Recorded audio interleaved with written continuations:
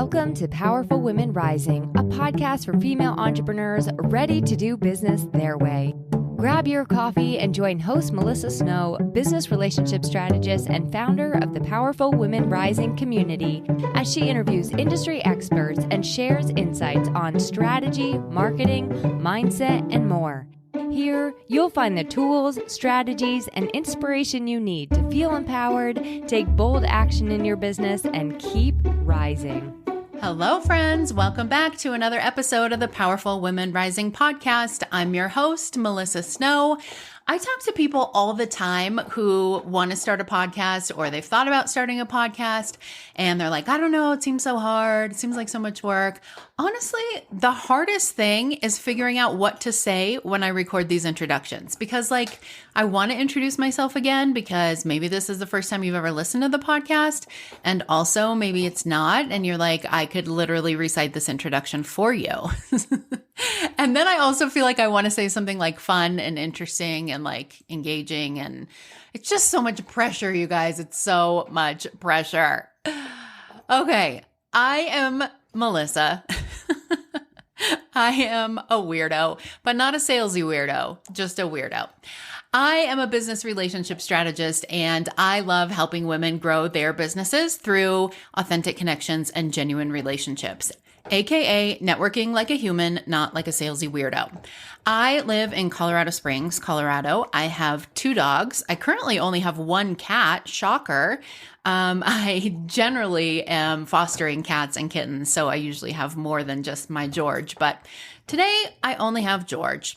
And I am a Swiftie who recently started working part-time at Starbucks. And it's funny if you've been listening to this podcast for a while because you know I'm kind of a Starbucks addict. And that's not really why I got a job there. Mostly I got a job there because I wanted to be able to go to work at 4:30 in the morning and be done by 9:30 or 10 and have the whole rest of my day left. So I just started a week ago and it is so much to learn. I have my little flashcards here with all the drink recipes on it and I'm just living the dream.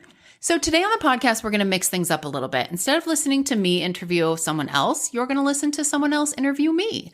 I'm going to share an interview that I did on the Ideal Practice podcast with Wendy Pitts-Reeves. And this is probably one of the favorite interviews that I've ever done for a couple reasons. One is Wendy. She's just delightful. And she's one of those people that as soon as you start talking to her, you're like, oh my gosh, I love you. And now you're my best friend. The other reason that I really love her is because of the work that she's doing in the world. She's been a psychotherapist for a long time, and now she also works as a business coach, helping heart-centered women who are in helping professions. They're therapists, healers, yoga teachers, massage therapists with private practices who are great at what they do, but often feel super conflicted about charging for it. And one of the reasons that I love Wendy is because her work and my work align very well. We're both in the business of helping women stop playing small, own their expertise, and build businesses that are rooted in both service and sustainability. Especially for women who feel like they don't fit into other spaces. They don't want to do things the way that everyone else does them. And as it turns out, these are usually the women that shy away from networking because it feels awkward and sleazy and salesy and fake.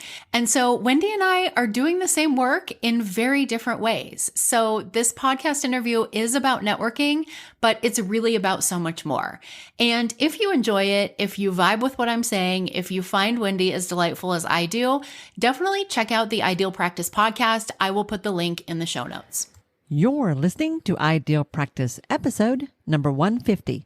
Hey folks, this is Wendy Pitts-Reeves, your host. Thank you so much for tuning in to another episode of the Ideal Practice podcast. As always, I'm thrilled to be with you guys today, and I have got a treat for you today. We're going to talk about how to grow a business that is profitable, sustainable, and rooted in authenticity. Good stuff, y'all, and lots of great tips today. So, without further ado, let's get in to the interview. Well, Melissa, you and I met just last week, and it was such a great conversation. Pretty quickly, I was like, oh, yeah, we just need to do this. We just need to do this. So tell everybody, who do you serve? Who do you work with, and how do you help them? Let's start with that. Yeah, so I work with female entrepreneurs in various industries, various stages of business, and I do a couple different things. I run an online community for female entrepreneurs called the Powerful Women Rising Community. It is a networking community, but it's a lot more too. We incorporate business strategy, we do some masterminds, we do some co-working calls, and really the purpose of it is to allow you to network, to build connections, to build relationships, and also work on your business at the same time so that you don't have to choose one or the other. The other thing that you know that I love to do is to educate people about networking. I'm really on a mission to change the face of networking and what it is that people think about when they think about networking. Because, like Yeah. you said in the beginning, a lot of people, especially very heart centered, sensitive, introverted, Oh my gosh, feeling people, you are talking about us. find networking very cringy. And Yeah. so I love helping people find a way to do it in a way that feels good to them, feels authentic to them, is actually, dare I say, fun, and also is effective and gets some results in their business. That's a radical concept. Networking as fun. And the whole point, like it's going to get you somewhere. Like there's a reason why this is important. Yeah. And you really are into this. Like this is your thing. Like you really, you have built your business around this. And just, I told you before we started the recording that you have really good energy yourself. Like your online presence is really lively and fun, which is nice and makes it easier to talk about something as cringy as networking. So how did you get into this? Because I have not asked you this. I do not know this story. Why networking and how did you land here? I'm curious about that. Yeah, it's a good question because I've had a lot of different experiences in entrepreneurship. I never intended to be an entrepreneur. I was working full time as a personal injury paralegal, working for Oh, attorneys on car accidents. wow. And I was doing some moonlighting on the side for a guy who had his own business where he would subcontract with people to write medical record summaries for these attorneys. And it was a great deal for him because he would charge these attorneys $60 an hour. He'd pay me $25 an hour to write the medical summary, and then he would keep the rest. Yeah. And so I worked for him for a little while, and then he decided to take his business in a different direction, asked me if I wanted his clients. I said, sure. I became an entrepreneur overnight with a full client load, making money. And I was like, wow, entrepreneurship is so fun. This is like, cool. why doesn't everybody do this? Who knew? Oh, that's So, funny. fast forward a couple years, I got my first coaching certification and I started my first business. It was called Love Starts Here. I was a dating and relationship coach. And that was when I really learned that entrepreneurship was much different than my first experience. I thought I could just show up and say, hey, I'm a coach who's Come ready. work And all with the me. people would run and throw their money at me and it would be amazing. And it didn't really work like that. And so through a lot of trial and error, I learned a lot about sales, a lot about marketing, a lot about what works, what doesn't work. I will say wasted a lot of time, a lot of money Mhm.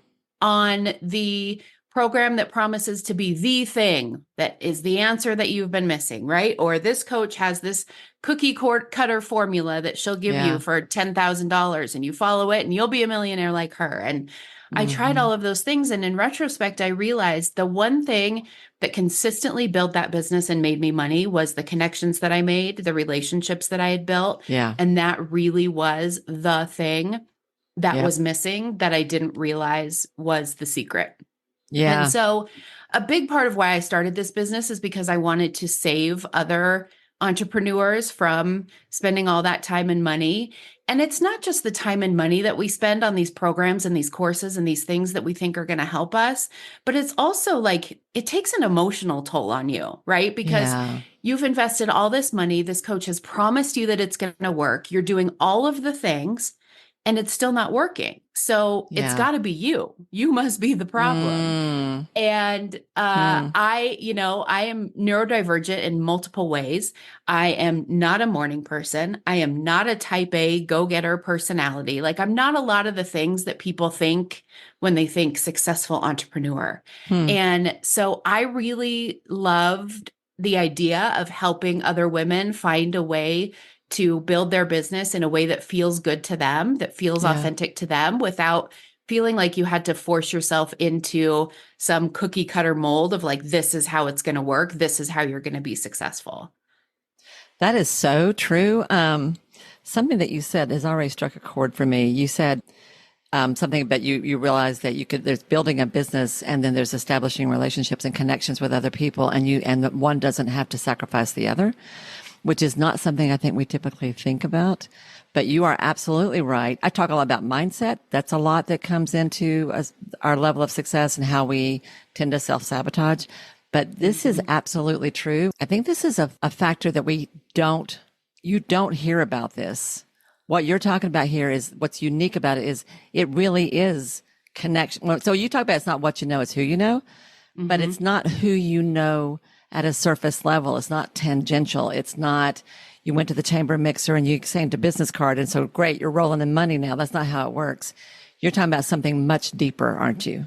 Absolutely. Yes. Yeah. And I think a lot of times one of the things that I talk about a lot is the purpose of networking.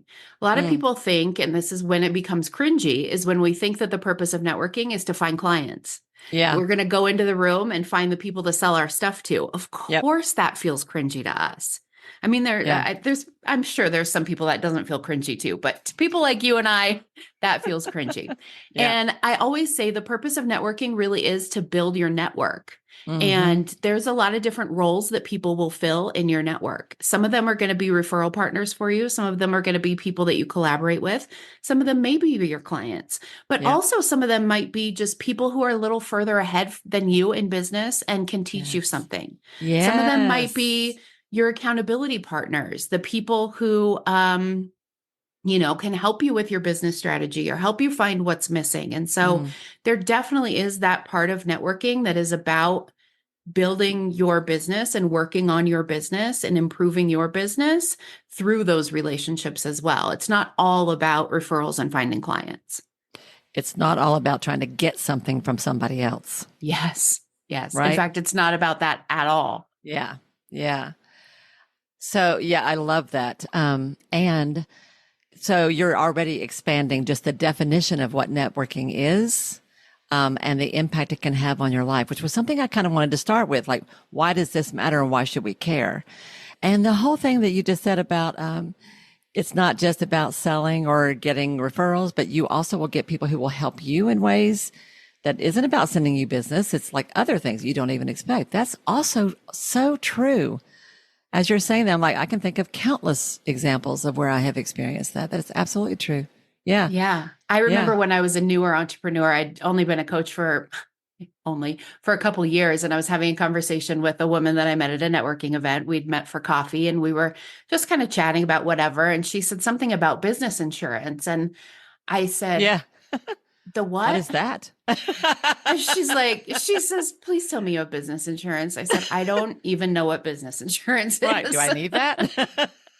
So, I mean, that's a great example of something. And there's a lot of those of things that I've just learned over time by having 100%. Conversations with people who were a little further ahead than me. And even a lot of things I've learned from having conversations with people who are newer in business than me. So love it. There's a lot of value in all of it. You just never know.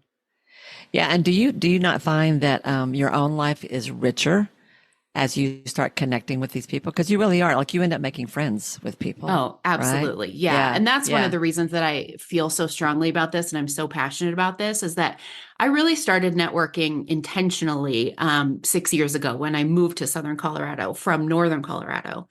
And part of it was because I was building a business, but also part of it was because I didn't have any friends here. Yeah, and didn't know anybody. I moved with my husband and he's great, but I also wanted more than that. And I look back on that, like I look at where my life is now, where my business is, my friendships, everything. And I think how different would it be right now if I had not done any networking in the last 6 years? I mean, that's where all of my friends have come from. That's where breakthroughs in my health journey have come from. It's where I've learned so much about my business. I've learned so much about myself. I have learned, people who support me when I'm going through challenges in my relationship. Like it's made all of the difference in my life and not just my business. Yes. And those have all been sort of unexpected benefits that started from this very intentional. I just need to meet people. I don't know anybody. Yeah. And I've got to grow up. I've got to grow this business. And you talked about introverts. I'd love to hear a little bit about that. Let's start. I think I want to start with that because as a coach, when I work with practice owners, because I do get how important relationships are, I often say you only need 5 people. I didn't tell you this, but I always say you need 5 people to get your practice going. A preacher, a doctor, a nonprofit contact of some sort, a friend, and another therapist. Like if you have a deep relationship with those 5 people, they're going to refer to you. That's where I kind of start. But I try to get people to go out and like set up coffees, meet their colleagues. And it is hard to get them to do that. Mm-hmm. Hard, especially I think more so today because so many people are leaning on telehealth and they're locked in their office all day, either one-on-one with a client or on a computer. And to get them to go out into the actual real physical world is tough. They're like, I don't even know how to do that. What do I call? What do I say? Can you help those people? Oh, yes. Yeah. Yeah. So first, a resource I always recommend, there's a book by Matthew Pollard called The Introvert's Edge to Networking. His first book was The Introvert's Edge to Sales. And then he wrote The Introvert's Edge to Networking. And that book really has had a huge impact on my business. It's kind of the basis and the starting point of my business. And so that's a great book. But I think here's the thing. I often say, you're talking about your group of women and how it's not really a networking group. I would say that it is because I say networking, it can happen anywhere that you're creating a connection with another human being, right? Yeah. So this is part of the thing is like, we think of networking as it happens at networking events. It happens in networking groups, but really it can happen anywhere. And so finding the way that you like to network, the format that you like to network in. Some people are really great one-on-one. Some people are really comfortable having one-on-one conversations. Other people, not so much. And so they prefer to be in a room of people. One thing that I found when I started networking, I was going to all the things, and that was part of how I realized that there were a lot of different formats and ways to do it. I would go to these networking events that were like happy hours, basically. So you come, you get a drink, you get a snack, you mingle, you chat, you go home whenever you want, right? And that is like my worst nightmare. And I suspect most introverts listening to this are like, please no. Because I'm just not the person that is going to walk up to people who are already having a conversation and be like, hi, I'm Melissa. It's so nice to meet you. What are you guys talking about? Like, that's never me. But then I found networking groups or networking events that were more like speed dating, or where they would say, oh, you have the number 3, you sit at that table with all the other people who have the number 3. I'm going to give you a topic to talk about for 10 minutes around the table, and then you're going to move to a different table. You give me that, I can do that all day long and love it, right? So that's part of it, is finding the types of events, the ways that you like to network, the formats that feel comfortable and good to you. And, we talk, people often confuse introvert and shy. Yes. I'm not shy, clearly. Yes. But the biggest thing is, does your energy feel drained, or do you feel energized after? And I have found there are some networking events and some formats of networking and ways to networking that I actually do feel energized after. I don't feel drained. And so those are the ones that I really gravitate to. So the difference between those two that you just talked about is one is very loose and free flowing and nobody knows what to do. And the other one is structured and you have guidance, and the structure gives you, like, you can operate within that. I know what to do. I can handle this. Which is helpful. I get that. That makes perfect sense to me. Yeah. Give me some structure. Yeah. And I also have found people who like to network in like non-networking spaces, like your group that you're talking about, right? Or like, I live in Colorado, so everybody here wants to do stuff outside. We want to hike. We want to camp. I don't want to whitewater raft, but some people do. Psychopaths. And so sometimes it's better to just find a group of people who are doing something that you like to do, right? Yes. You're inevitably going to build connections with those people, even if none of those people are entrepreneurs and you are a B2B provider, or you are a therapist or a healer or whatever, like you're going to find people in those circles and in those environments who are like you and who know people like you. And that allows that relationship to really just grow and happen organically, right? We get together every other weekend and we hike and we chat while we hike, and we're getting to know each other and learn about each other. And that turns into something. So there's a lot of different ways to do it. And I just say, there's a lot of similarities to when I was a dating coach. I find myself saying a lot of the same things now. Yeah.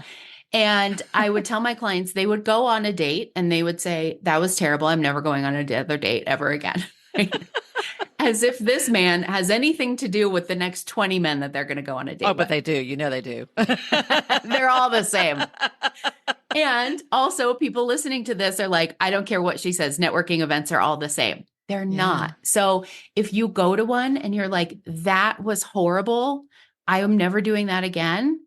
Just know it could be the format. It could be the person who's running the event, because a lot of times the person who's running the event attracts people similar to them. That's so true. There's a lot of factors that could make a difference, and just keep trying till you find the format and the event and the group that you like that works for you. So you've just said several things in a row that I think I really want to highlight real quick while I comment on the big fluffy tail that just walked through the I know. I was trying to pretend like that didn't happen. I just saw a very big, fluffy black tail. That was very cute. So a couple things. You just gave us some tips, actually. And I want to capture this because I think people could use this. One of them was try different formats. So like, that whole thing about the happy hour thing, that makes me, that's a mix and mingle, make small talk. Mix and mingle, make small talk. And guys, when Melissa said there's a difference between being an introvert and being shy, that's a really important point. And I think most of y'all know that, but I don't want to assume that. So let me just speak to that for just a second. Introverts go deep with people. They derive joy and satisfaction from deep conversations. What they can't do is make small talk with 20 people at one time. That's exhausting, right? So if you're an introvert, even if you're in a crowd, you will find that you connect with one person over in the corner and you talk for 2 hours and it was a success, right? So this whole thing about mixing and mingling in a small talk way, that might not work for you at all. But a small group setting or a structured setting, like you were talking about, that might actually feel pretty good and sort of easy to manage. So try different formats. That's one thing you said that I really want to highlight. And the other thing, second thing you said was, I wrote down join interest groups. So there's a better, that was my shorthand. Basically, when you do things that you enjoy doing, this is brilliant, Melissa. When you do things you enjoy doing, you will meet other people who enjoy doing the same thing, and you will instantly have a connection, right? So when I got involved with my local chamber, I served on the board of our chamber at one point. It was really, really, really hard for me because I was this social worker woo-woo type in a room full of manufacturers and architects and lawyers and gag. And I left networking events in tears sometime because it took so much energy and it was so hard to find anything to talk about. On the other hand, the minute I started connecting with women in business, actually I helped them start a group for women in business at the chamber. That was completely different because we had all this stuff. We had all kinds of things in common, right? If you're a whitewater rafter, if you're a hiker, if you're an artist, go join an artist group or hang out at a local studio. You will meet other artists and you will naturally talk about what you do. And before you know it, somebody's going to go, oh, wait a minute, you're a counselor? Wait a minute, you do yoga? Where? Wait a minute, you're a massage therapist? That's cool. I've been looking for somebody. Like it will happen naturally. That's what I love what you're saying. So this doesn't have to be forced. You don't have to make it happen. And then the third thing you said that I think was also really important, which I haven't thought about before, is that if you try something and it doesn't work, don't assume it's because of you and don't assume it's because you can't ever do that. Study it, break it down. What didn't work? What was it about that didn't work? And give it another shot because it could be completely different. I think that's really good, what you've already said. Yeah, thank you. Am I right? Am I getting that right? Yeah. Yeah. I love it. I love it when you repeat that back to me. And I'm like, It's oh, good stuff. I'm smart. Didn't sound that smart coming out of my own brain. Did I say all that? I did say all that. Yes, you did say all that. And I'll add to that last piece too. This is something that I tell people a lot, especially when they have a lot of anxiety about networking, if they've never done it before or they've only had bad experiences. Don't be afraid to reach out to the person who's organizing the event ahead of time and ask them whatever questions you want to ask them. Oh. So if it's not clear what the format is, if it's not clear who's going to be there, if it's not clear, what the structure is going to be, or how many times you're going to have to stand up and talk in front of the room, Yes. ask them.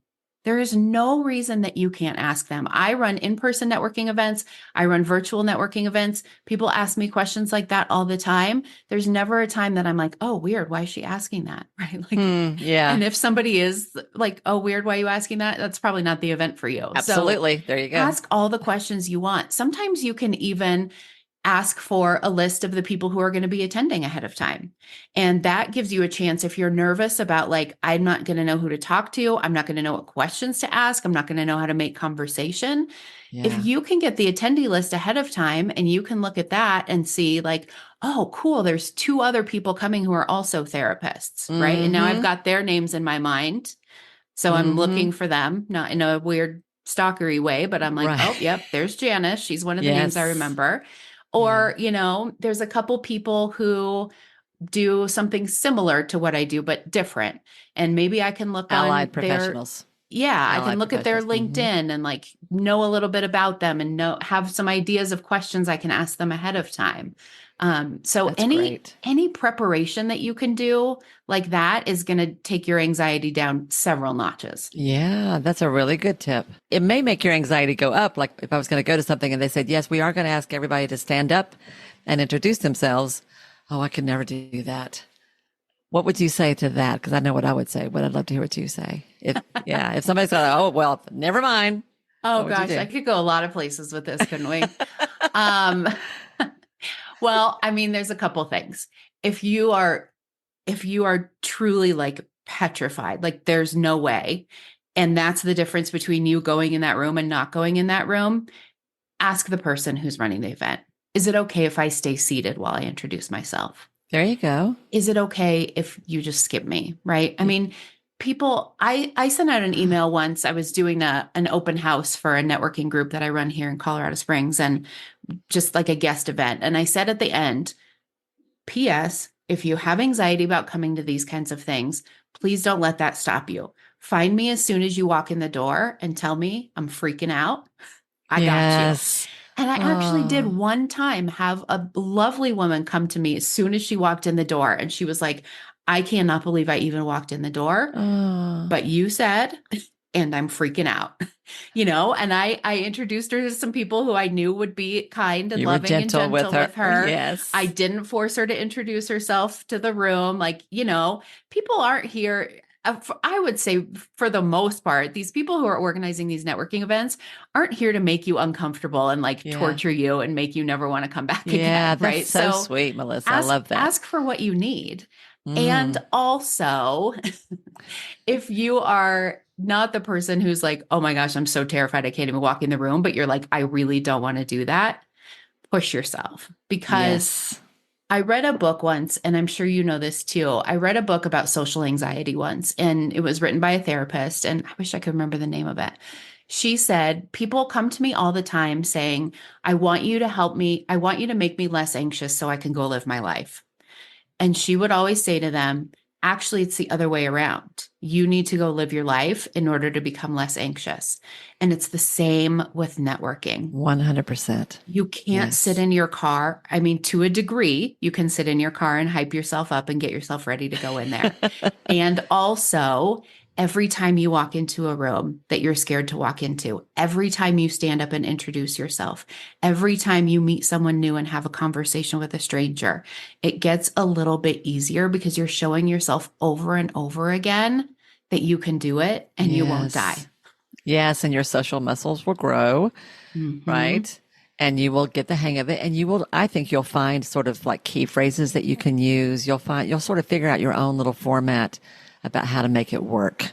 Yeah. That's a really important distinction that you made between, I think of it like if you're like sick, scared, like I'm going to throw up if I go in there, or if you're having a panic attack. But what I was expecting you to say was like, if it's that bad, then don't do that. Go find another format. But that's not what you said. If it's that bad, consider reaching out to the host and asking for a little help. The other thing too is find somebody to bring with you. Yeah, absolutely. I mean, if you're super nervous about it, find somebody to go with you. That's a great way, especially if you have a friend who is an outgoing extrovert. I have a friend like that. And when we go to networking events, it's like I sit at the table.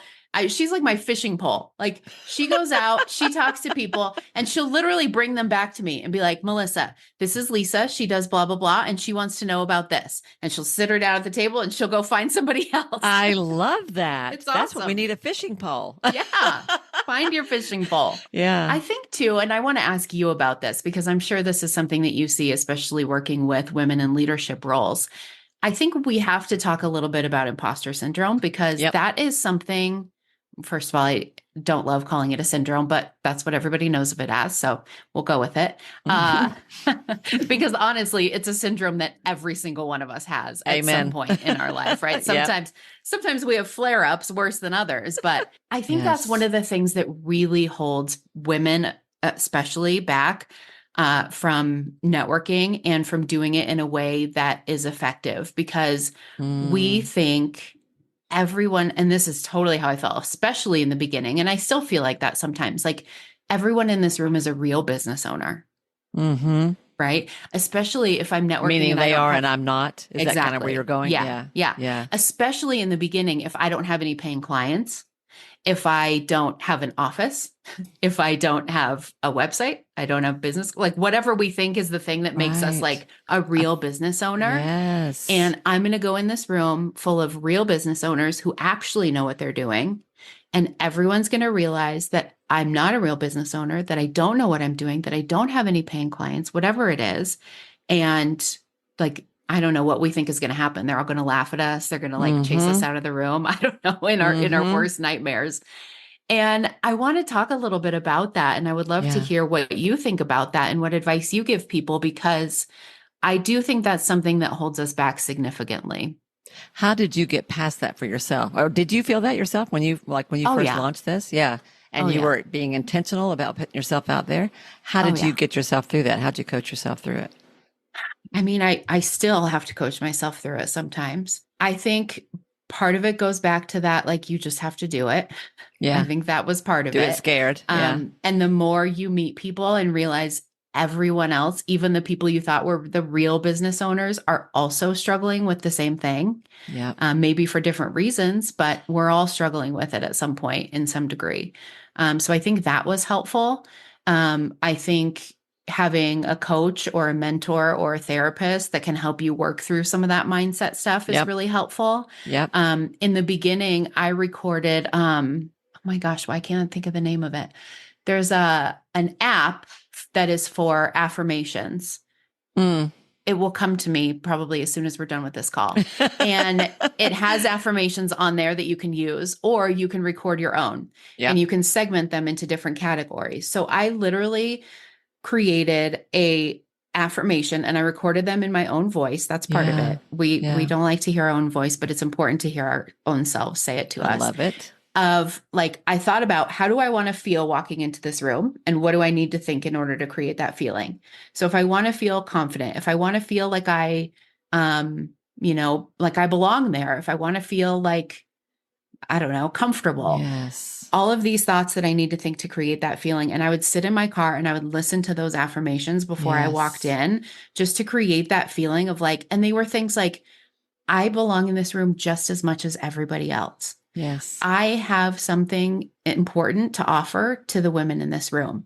And if you think that's not actually true, think about the fact that you are unlike anyone else in that room, right? No one else has your education, your experience, your family upbringing, your work experience, your relationships. Like nobody else has that same combination. Your unique combination. Yeah. Right. So there has to be things that you can bring to that room that no one else does because no one else has that combination.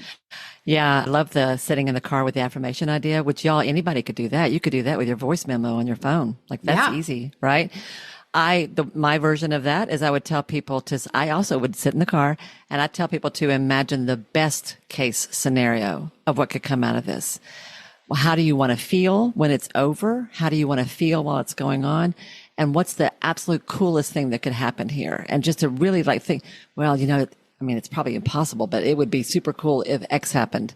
And just play with that idea and really see it in your mind and feel it before you go in. So that you are going in with your energy high. You're still nervous, but nervous energy and excited energy is the same thing. It's very similar, right? If you go into it with I'm not good enough, flip that into who else here thinks they're not good enough that I can help. That's what I like to do. Who can I help? So my favorite question is, oh, you do what? Oh, you do what? How long have you been doing that? That's great. So what's your greatest challenge right now? In your business, in your job, in your work? What's your greatest challenge? Oh, that's really cool. And that will get you going because now you're helping them. Yeah.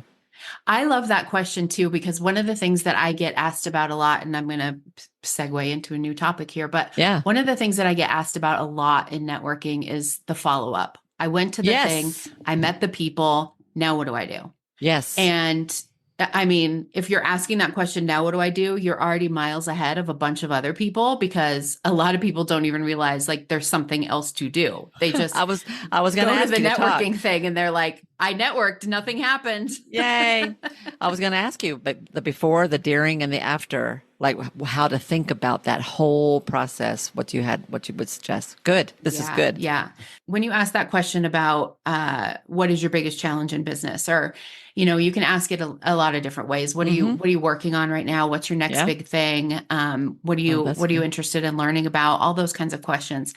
I like to ask those questions because that gives me an idea of how I can follow up with them in a way that provides value. That's one of the things that I always recommend when people follow up is find a way to provide value to that person. And so I will, if I have a roster or I have a program or something, even if the person gives me their business card, I'll make a little note on my business card that is wants to start a podcast, right? Or,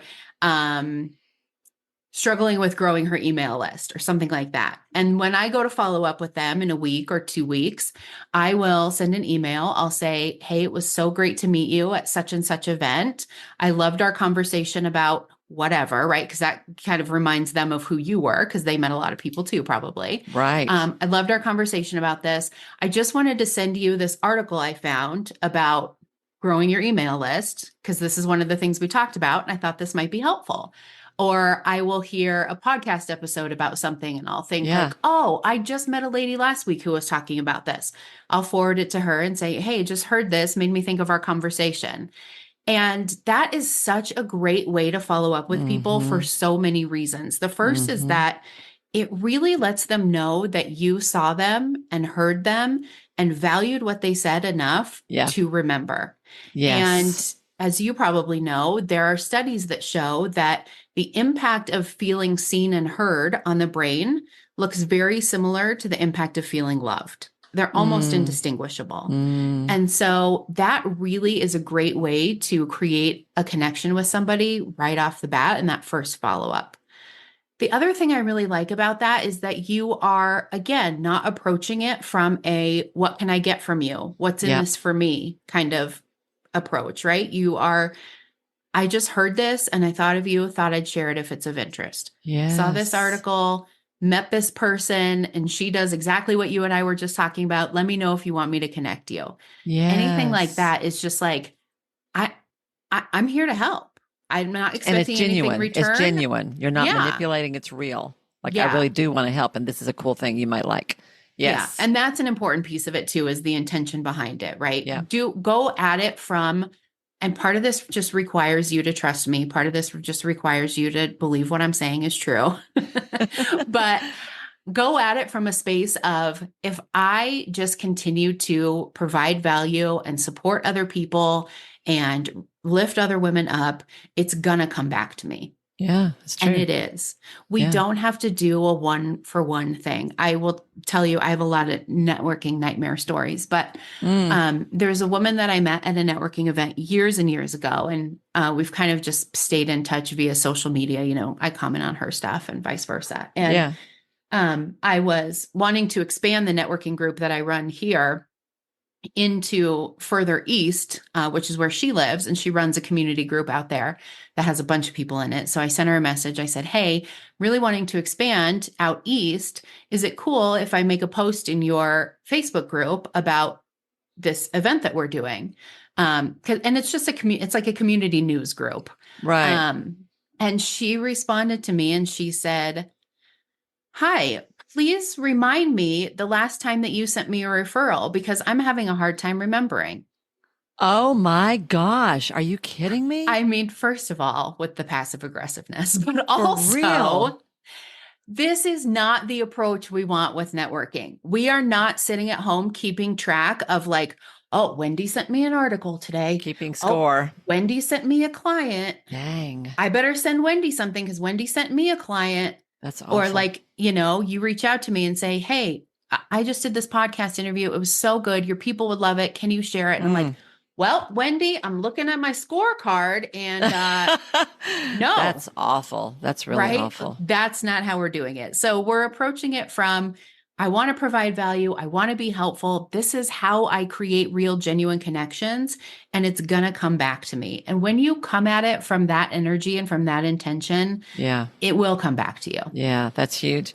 You said to me when we talked before that one of the things that was important to you is to help people understand how networking can be about connection, not transaction.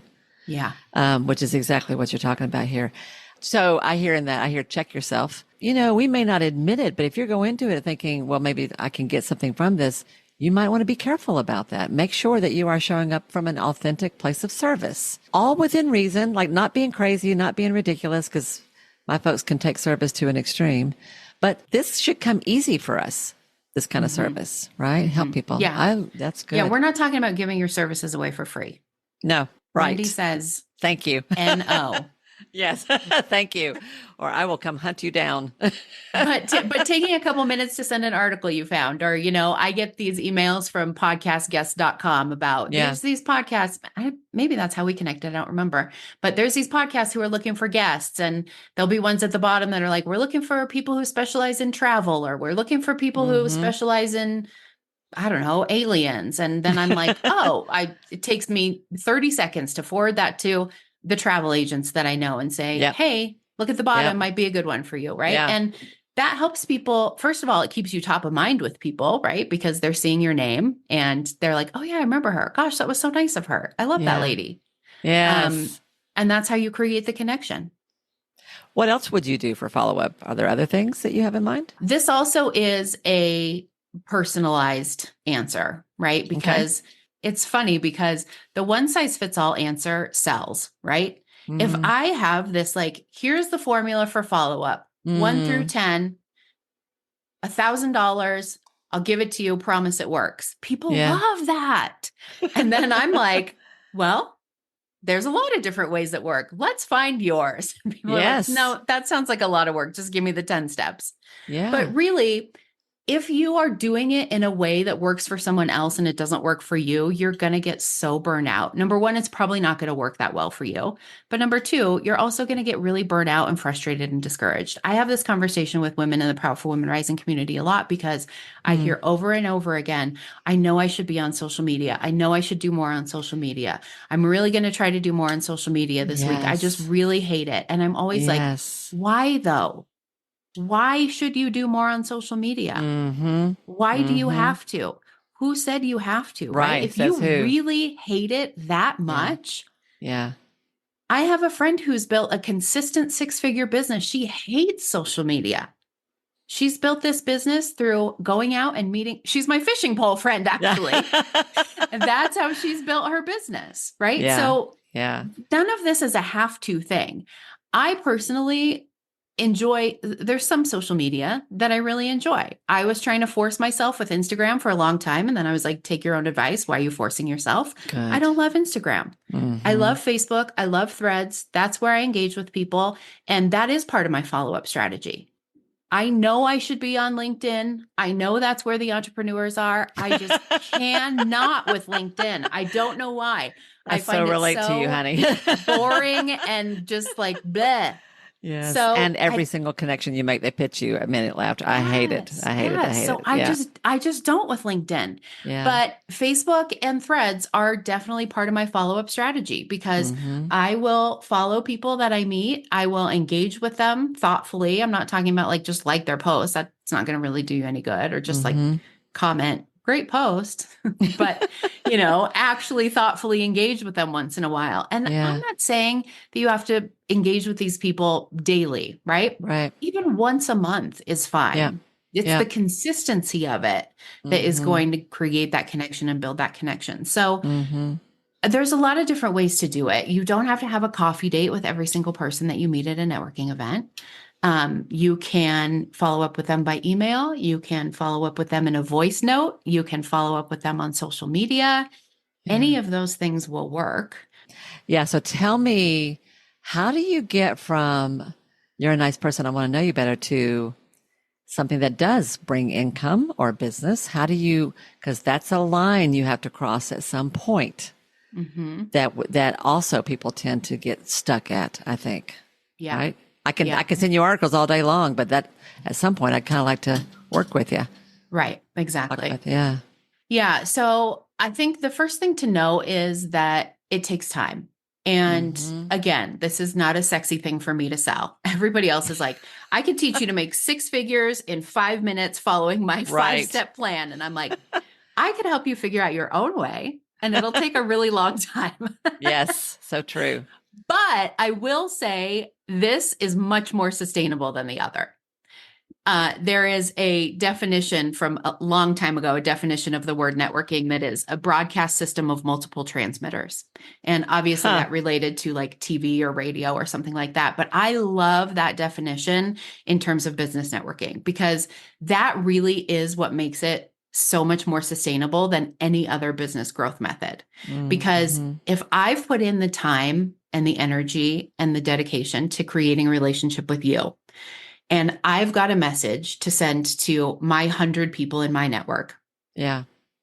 But you also have 100 people in your network that you can send the message to, right? Yeah. And so now I've got this broadcast system that's not just my own transmitter. I've got a bunch of transmitters that are transmitting it to their networks. Yep. So, and that just keeps multiplying exponentially until the end of time. There's no other method of marketing or business growth that does that. That's so true. It is an investment. It does take time, but it is worth it. So I think of the analogy as every summer, I know marigolds or morning glories are supposed to come back every year. Mine don't, because they're planted above ground and it's Colorado and their roots freeze. But every year I plant morning glories from seed. And if you've ever planted something from seed, you go out there and you water the dirt every day. And every day you're like, I assume something's happening. I have no idea. But you keep going out there and watering dirt. And every day you're like, I hope something actually happens. And then one day you go out there to water the dirt and there's a little tiny plant. And you're like, I think something might be happening, right? And by the end of summer, you've got these beautiful morning glories. Yeah. That is a lot like networking. You are watering dirt and you're hoping something happens. And eventually let's water some dirt, y'all.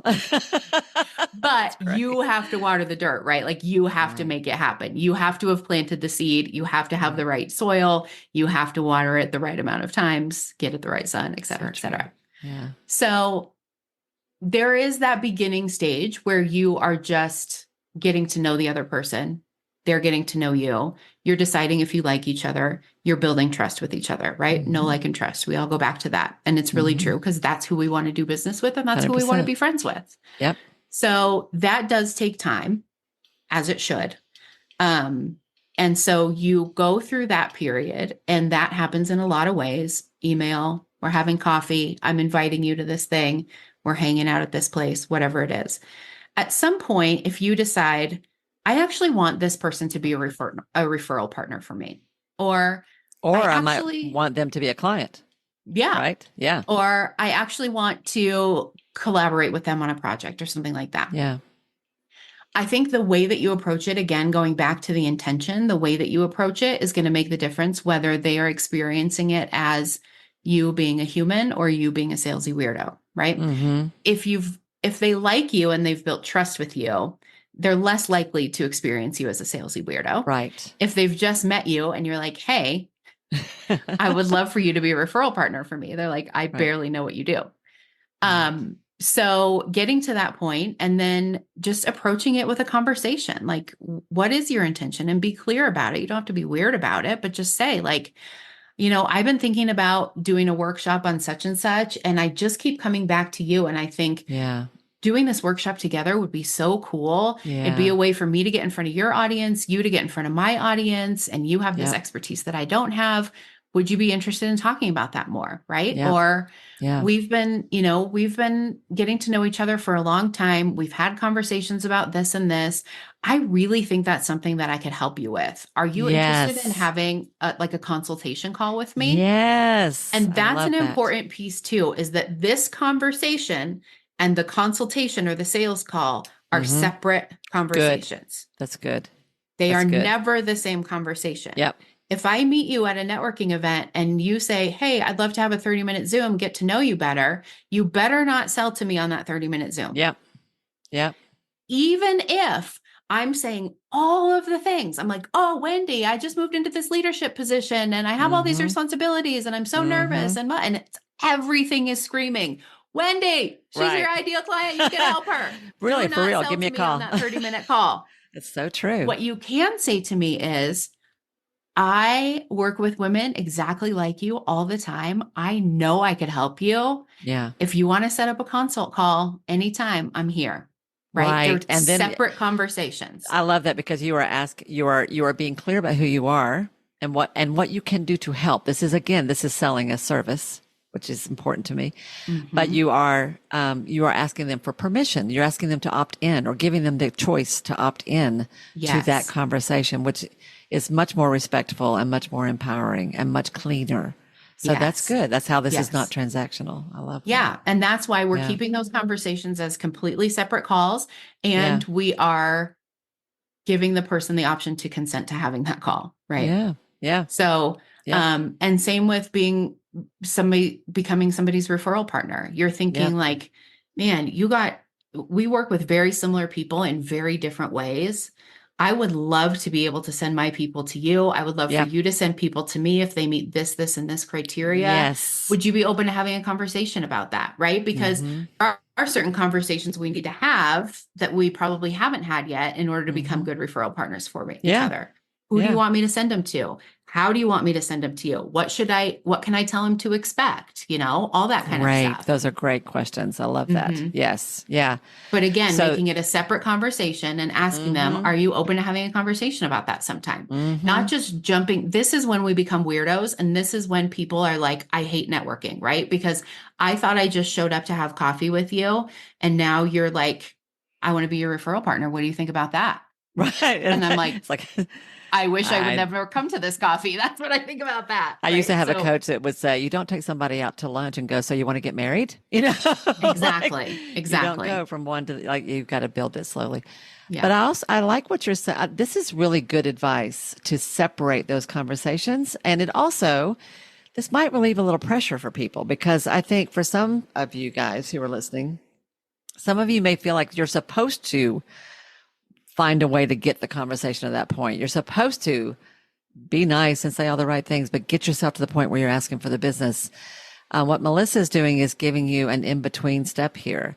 Build the relationship first, and then don't avoid the topic. But when the timing is right, say, if you would like to, I'd love to have, would you be open to a conversation? Whatever. It's fair. It's clean. It's respectful. It's built over time. That's great. And that should feel good to you. Yeah. The thing that I want to challenge y'all about is that this is the part you won't get to of offering to work with people. Like that's the part you will avoid. And I know that from personal experience because I used to avoid it. So you do need to get there. Yes. but it's not a full court press. It's an invitation when the time is right, and it's done in a very special way. I love that, Melissa. That's really good advice. That's great. Yeah. Yeah. And that's a great point that you make too, because a lot of people, I see sometimes people who teach networking say, networking is really just making friends. No, it isn't. We are not here to make friends. I mean, we will make friends and it'll be great. And there will be people that we have coffee to that we never get to that conversation with because we just want to be friends with them. Right. And that's fabulous, right? Yep. But that's the cherry on top. That's not why we came. And so if you are approaching networking as this is just friendship, we're all just making friends, that's why it's not getting you a result in your business. You have to get to that point of, okay, how can we work together to benefit each other, to support each other, to make this something that is beneficial for both of our businesses. You have to have that conversation. You have to have that. Good. And if you're doing it in this way, where you're approaching it from a very like clean space, you're separating the conversations and you are inviting them to the conversation and giving them permission to not have the conversation, then it shouldn't be scary. Right. Melissa, this has been so good. I've made a list of like all these tips. It really kind of flows into like, oh, do this, do this, do this. It's really great. Good. You have reinforced some things that I want people to hear. You've thrown out some new stuff I have not thought of before. Brilliant. It's been so good. Let's do this. Tell people about your community and about your networking things, because that could be a great place for them to practice. Yeah. Right? Yeah, absolutely. So I run a monthly virtual speed networking event that's open to everyone. It is the first Tuesday of every month from 11 to 12 Mountain Time. And you can get tickets on my website. It's powerfulwomenrising.com. And these events are so fun. We have women from all over the world. We usually have somewhere between 60 and 80 women on these calls. There is structure. So you do get put in breakout rooms. You do get a topic to talk about. But it's not like those virtual events you've been to where like I went to one and I was so impressed because this woman had like 300 people on her virtual event. And I was like, wow, what is she doing? I get put in my first breakout room with like 6 other women. 5 of them have their cameras off. And none of them are talking. Oh, that's awful. And so I get in there, I'm like, hi.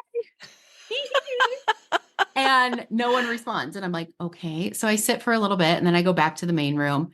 I tell her nobody had their cameras on. No one was talking. She's like, oh gosh, so sorry. She puts me in another breakout room. Same thing. I'm like, okay, I'm out. For real? This is not going to happen at the Powerful Women Rising virtual speed networking event. We have the most awesome women who come to that event. They are amazing. So, and I always have people who say, I hated networking before. I never thought I would say networking was fun. I was so nervous to come, and people always love it. So if that's you, you want to connect with the people, you want to practice talking about what you do, introducing yourself, making connections in a space that is very safe and judgment-free. Love to have you on the virtual speed networking event. You actually can attend your first one at no cost if you use the promo code first time. Oh, I love tickets that. Are only $10, but you can also come to your first one with the promo code of first time. Oh my Lord. Y'all pay the $10. Just pay the $10. Whatever works. Support a sister. Pay $10. I like the promo code because it takes away your excuse, right? Yeah. Paying $10 might be terrible. And then I also run, as I mentioned, the Powerful Women Rising community, which is an online community for female entrepreneurs. It's really just about women supporting women. We have amazing mastermind calls where you can bring any topic, challenge, mindset issue, something you want feedback on, something that you're working on or you're confused about. And we have women in the community in all different industries, all different experience levels.